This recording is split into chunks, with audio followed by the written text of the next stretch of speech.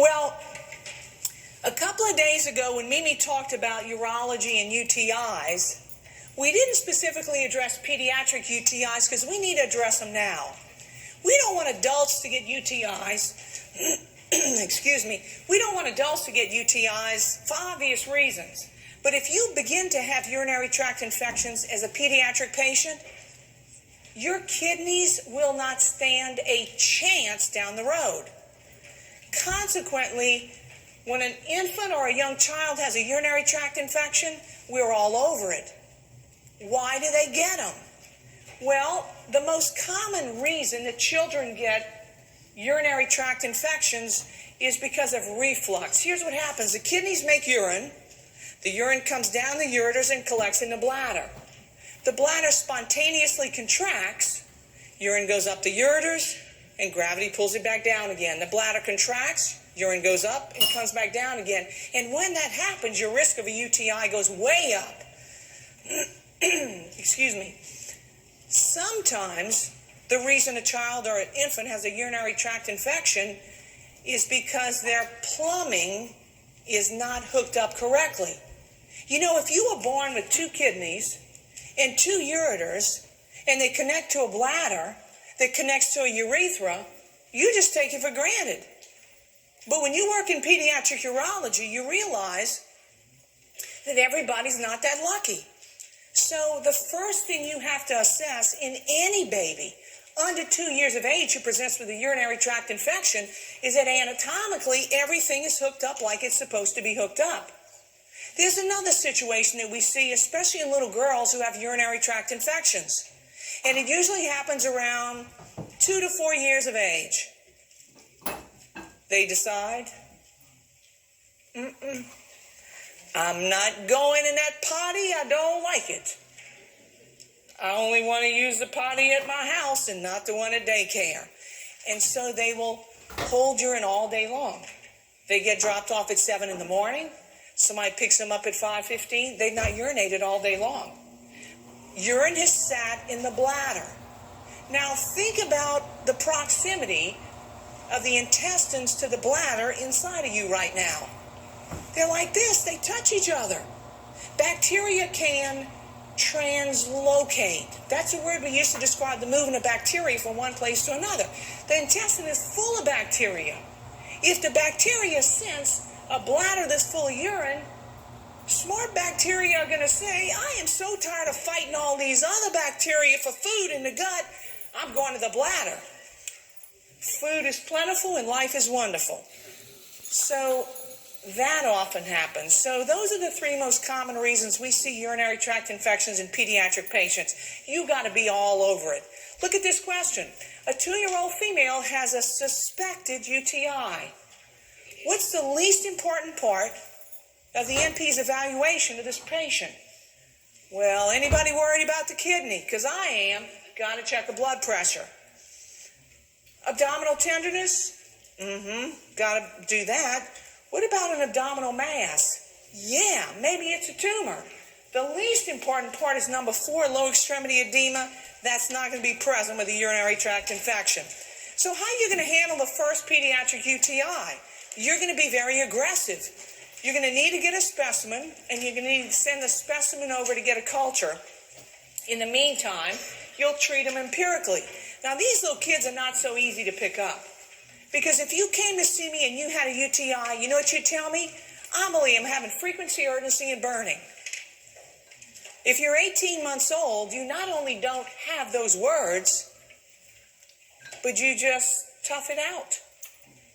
So often in children who have a UTI, we often see concurrent pyelonephritis because those bacteria have translocated up the ureter into the kidney. So it's a really big deal when you finally figure out they have a UTI. So here's your baby. It's a 3-year-old female who has a urine dipstick that indicates UTI. She's afebrile, that's good. Based on the most likely pathogen, what antibiotic does AAP and the American Urological Association say would be a good first choice? Well, one that kills gram-negative bacteria and one that tastes good so they can complete the regimen. And so what is it? It's number 3. It's SEFT, and it's a second generation or even a third generation cephalosporin. We only want to use that once because after you start using it, we see resistance that develops pretty quickly. Do not use amoxicillin or penicillin.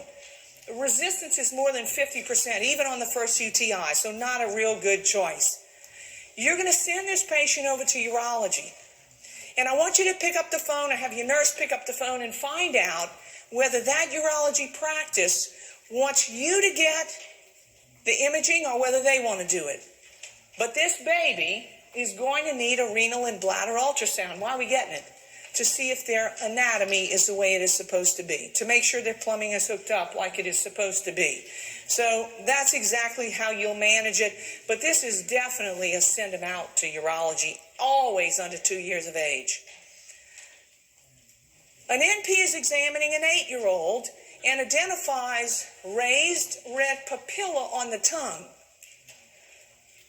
What might be the cause of this? And I'll give you a clue. There are 2 of them.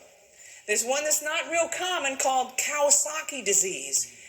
And the other that's pretty doggone common is strep throat.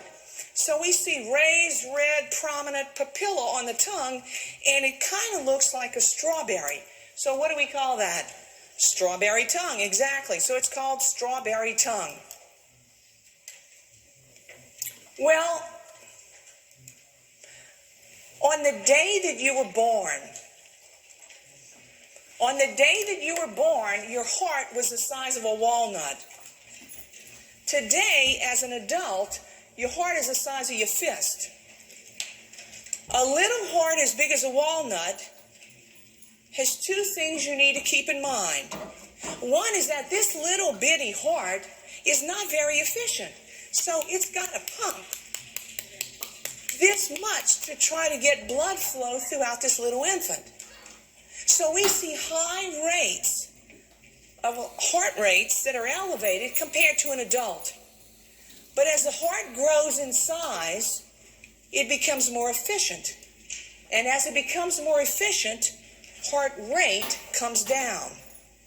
The other thing you have to remember about a little heart that big is that as the child grows, just like you did, the heart grows in size. And as the heart grows in size, there becomes turbulent blood flow. So what are we going to hear?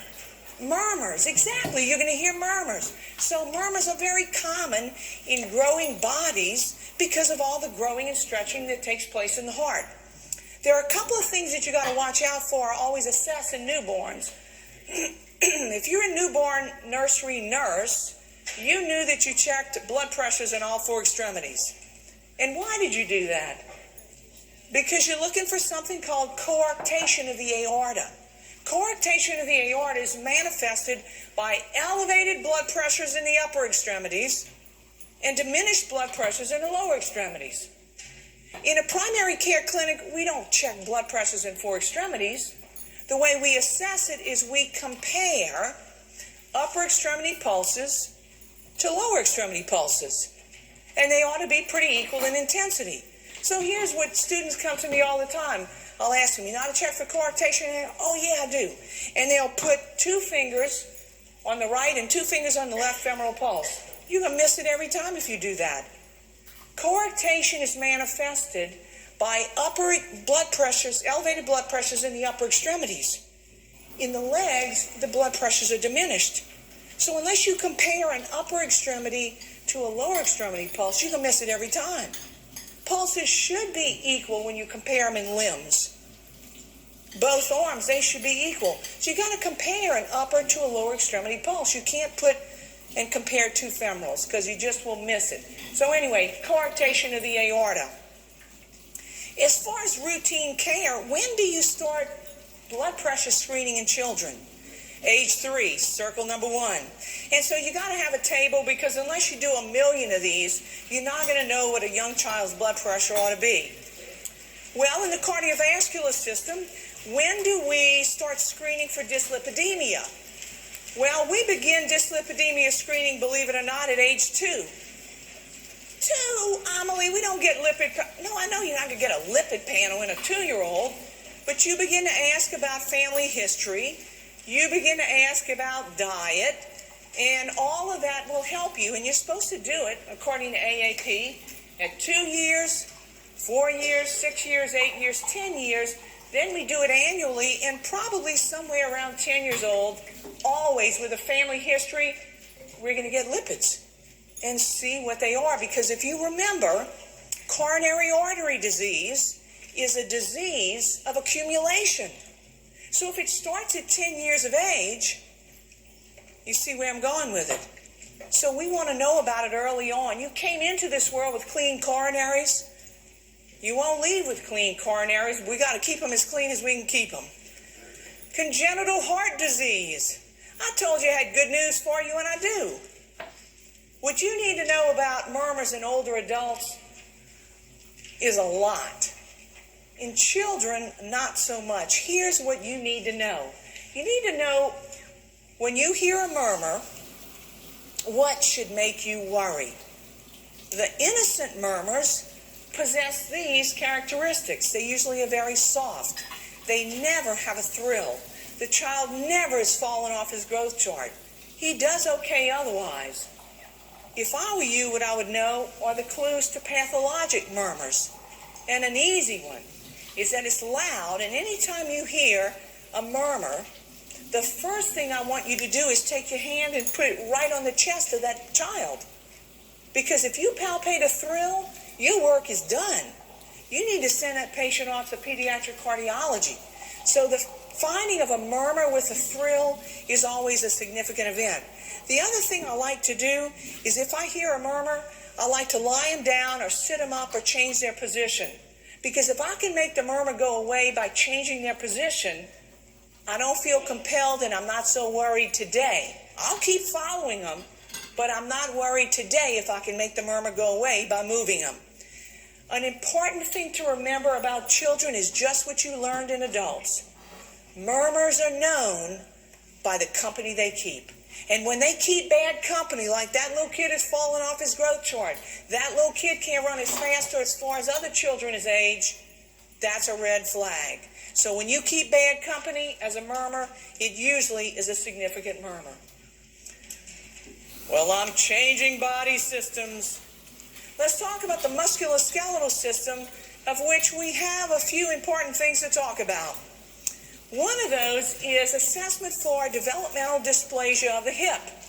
So look at my question. Where should the examiner's second through fifth fingers be placed for Artelani's test? I'm going to tell you to circle number 1 on the greater trochanter, and let me show you this picture. Now, I'm pretty darn sure that this guy is a pediatric orthopedic resident, because orthopods have big hands, and he sure does. Look at where his second through fifth fingers are, right over the greater trochanter. The reason he's got fingers there bilaterally is because he's going to do Barlow's maneuver. You see it? And he's going to do Artelani. So you bring the knees together, and then you move the knees apart. When you do Barlow's, if you can displace that femoral head, you'll feel it with your fingers right over that greater trochanter. Same thing is true with Artelani's. The other thing that sometimes happens is you can hear it. You can hear it. Sometimes it's just a little click, but sometimes you hear like a clunk, and you know right away, oh, I got to get this baby out. Doesn't happen often, but if you see enough babies, you'll run into it. So here's your baby. It's a 2-month-old that you're examining, and you suspect hip dysplasia. What might be present on assessment? What are you thinking? I'm thinking unequal gluteal folds. Absolutely. So circle number 1. What imaging study would you get? Most people say, oh, I'm going to get an x-ray. The most sensitive one, ability to diagnose a condition if you really do have it, is ultrasound. All right, so that's what we usually get. You got to see a lot of babies to see clubfoot. But when you see it, it is an urgent orthopedic referral. All right, so you'll look for it, and usually the newborn nursery nurse or the labor and delivery nurse finds it right away. That's an urgent orthopedic referral. something that you're going to see pretty darn commonly with the foot is not club foot, but it's metatarsus adductus. And so if you look at the image I have up here, what you see is an in-toeing. So look at the toes in this normal foot. You see it? With babies who have metatarsus adductus, you see the in-toeing that occurs? When you see this in a baby, the first thing you need to do is make sure that you can physically and manually pull those toes right back into alignment. That's called a flexible metatarsus, and you can handle that. But if you have a baby who has a metatarsus adductus and you're not able to bring those toes right in, it's a rigid metatarsus. When that happens, that's an orthopedic referral. And the reason it's an orthopedic referral is because it might be an incomplete club foot. And somebody who knows what they're doing needs to evaluate it. So you'll see metatarsus all the time, and what we generally do is teach the caregiver, when he or she changes a diaper, is to move the feet into midline multiple times, and generally that corrects itself. It's too cold to go to the beach, but that sounds fun. Is anybody thinking about the injury that child might experience? It's called nursemaid's elbow. And when you have nursemaid's elbow, it usually is a result of a, pull injury. It's a pull injury. The annular ligament slips over the radial head. Let me show it to you. Take a look at my image. So here's the humerus, here's the radius and the ulna. The annular ligament sits right here. If the hand gets pulled very suddenly, it is not uncommon for that annular ligament to now be on top of the radial head. And when that happens, the kid doesn't say, my arm hurts. This is what they do. They hold their arm really close to their body, and they go about their business. And some adult in the household is going to realize, hey, wait a minute, little kid, why aren't you moving your arm? Come here, let me see. And the minute they try to move it, that's when the kid pulls away and he begins to scream. How many people in this room have had a chance to fix a nursemaid's elbow? It's a great day. Let me show you how to do it right now, because when this kid comes in, you'll know exactly how to do it, and it's not hard. You need an assistant. You need somebody who will be able to immobilize this child. So here's how it goes. Here's a little kid playing over there. He thinks everything is good. You're getting a history from the caregiver. I don't know what happened. He just won't move his arm. Caregiver gets, or maybe your nurse, gets the baby and puts him on his lap. The baby knows trouble is coming. You get him to immobilize the lower legs first, and then whoever your assistant is going to put their arms, they're holding the child on their lap, they're going to put their arms around the unaffected arm and the trunk. All right, now, the affected arm is like this. You need to be deliberate, and I want you to be confident as you do it. The very first thing you're going to do is to take the hand, be very, very deliberate. I want you to apply gentle traction with the palm down. All right, so what you're going to do is you're going to apply gentle traction, and look, palm up and bend. Do you see where the examiner has a hand? It's right over the elbow. And the reason the hand is right there is because you want to feel that click. When you feel the click, you know you got it. So do it for me right now. Apply gentle traction. Your hand is going to be right here over the elbow. Palm up and bend. When you feel the click, you got it. When you feel it, I want you to look at the caregiver and say, let him go. And I want you to watch what the little kid does. The little kid is going to leap off the lap of whoever it was, and this is what they do. Like, I got my hand back. And it happens every time. They've had enough of you, and that's how that goes.